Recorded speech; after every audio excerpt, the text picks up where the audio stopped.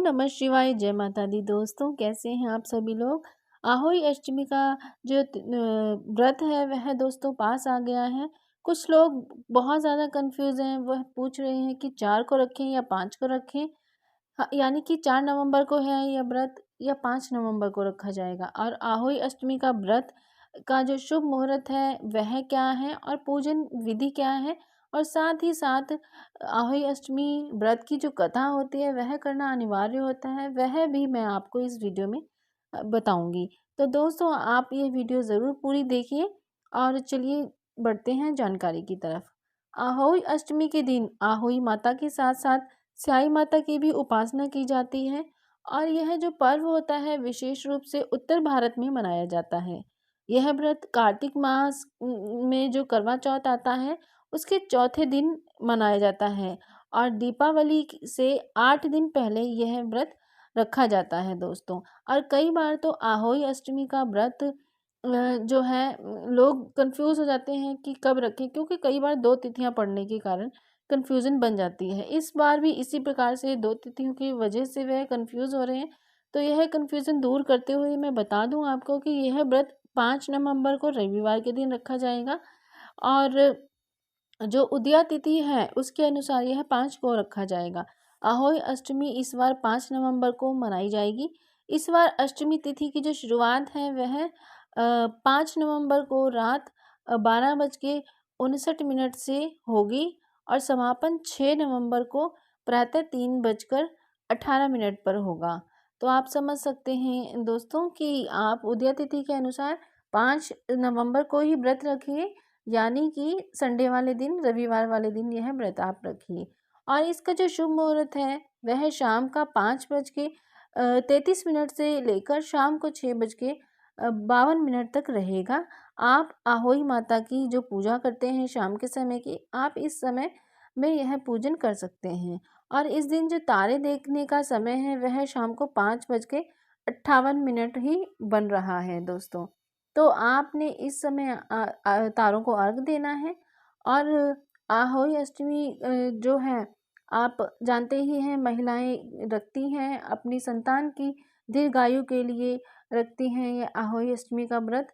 और तारों की छाँव में व्रत का पालन किया जाता है। आहोई अष्टमी व्रत एक माँ का जो पुत्र होता है या पुत्री होती है उसके लिए जो प्रेम होता है वह संतान के प्रति वह दर्शाते हैं। जिस प्रकार महिलाएं अपने पतियों के लिए करवा चौथ का व्रत रखते हैं, उसी प्रकार से निर्जला यह व्रत भी रखा जाता है, और इसमें माताएं अपने पुत्र की रक्षा के लिए यह निर्जला व्रत का पालन करती हैं।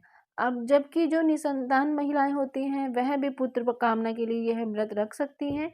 और कई बार आहोई अष्टमी का व्रत देखा जाए तो काफ़ी लंबे समय से जिनको संतान की सुख नहीं मिल रहा है वह ज़रूर रखती हैं, और यकीन मानिए आहोई माता जी हैं वह ज़रूर उनकी सुनी जो गोद है ज़रूर भरती हैं।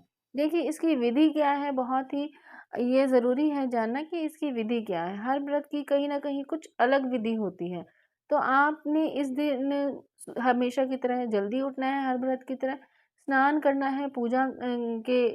आपने स्नान करने के बाद मंदिर में आकर अपने संकल्प लेना है कि आप यह निर्जला व्रत रख रही हैं, और पूजा के समय पुत्र की लंबी आयु और उसके सुखमय जीवन की आपने कामना करनी है।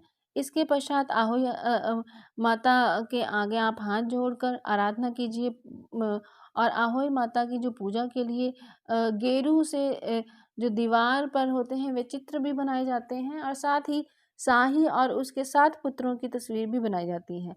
देखिए अगर आपके लिए संभव नहीं है ये, तो मार्केट से बने बनाए कैलेंडर मिलते हैं, फ़ोटोज़ मिलते हैं, आप उसका प्रयोग कर सकते हैं बहुत ही आसानी से। और माता जी के सामने चावल की कटोरी और मूली, सिंघाड़ा आदि रखकर आहोई अष्टमी की व्रत कथा को ज़रूर सुनें।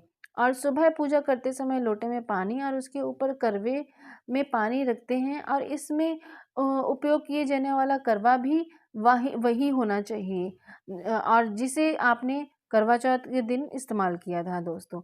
और शाम में इन चित्रों की आपने पूजा करनी होती है, और लोटे के पानी से शाम को चावल के साथ तारों को अर्घ दिया जाता है।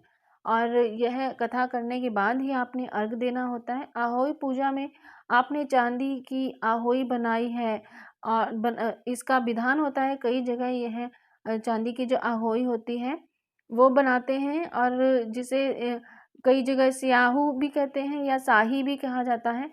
ईज़िली ये सुनार की दुकान पर मिल जाते हैं। और स्याहू की पूजा रोली, अक्षत, दूध और भात से की जाती है दोस्तों।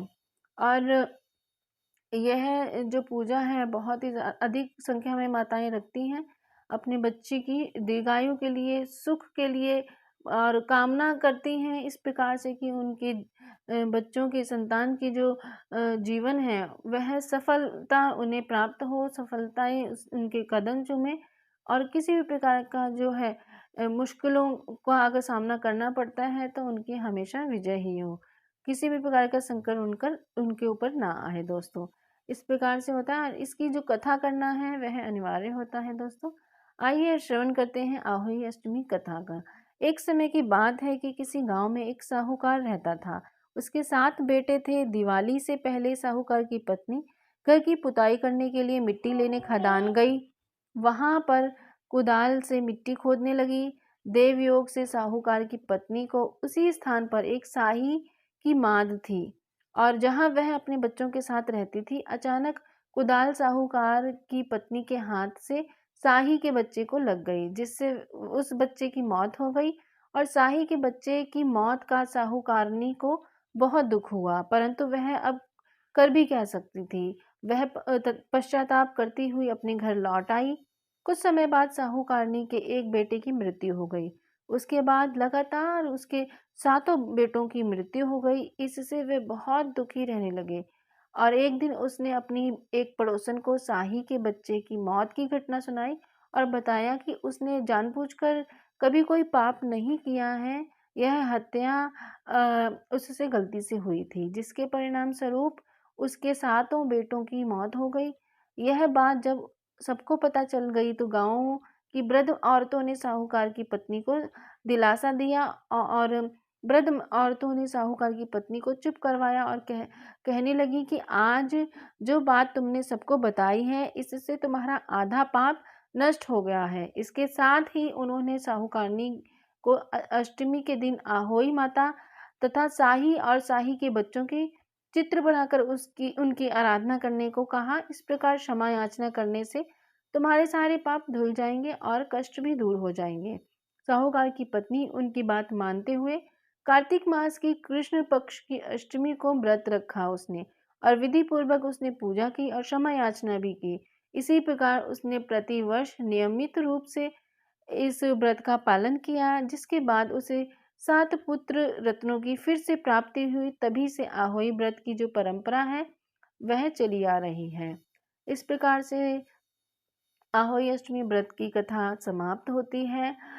और आप सभी बहनों को, आप सभी माताओं को आहोई अष्टमी व्रत की बहुत बहुत शुभकामनाएं। आप सभी पर आहोई माता प्रसन्न होएं, आपके व्रत से, आपके तप से, आपकी पूजा से प्रसन्न होकर हम सभी पर आहोई माता प्रसन्न होकर हमें आशीर्वाद प्रदान करें, हमारी संतान को दीर्घायु और हर मुसीबत से, हर मुश्किलों से दूर रखें।